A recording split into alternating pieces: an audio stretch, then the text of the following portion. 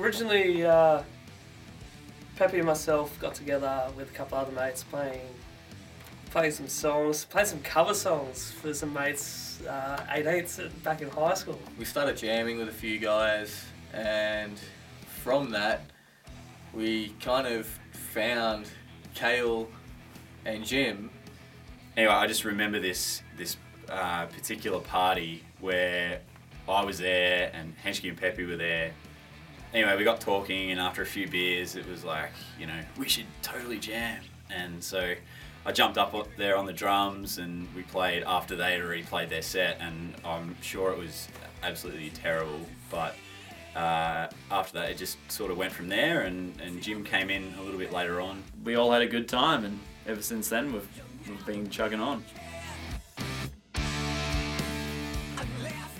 Most of it comes from Pep. He'll come in with an idea he's been working on, and he allows us each to put our own spin on what we specialise in. So, I mean, Henschke on the guitar, Kale on drums, and me on the bass. We often arrange as a group, so that's really interesting for all of us to sort of add our own little flavours to it. You start playing that first couple of chords, and then things just start happening, and all of a sudden there's a song, and that's where it kind of happens. Yeah, the brand new album was recorded here. This is PR Music Recording Studios, which is in Moolat, which is in Geelong, and that's run by our very own Peppy Ray. He did an amazing job on the engineering. We'd released 2 EPs prior to this, and that was a great experience.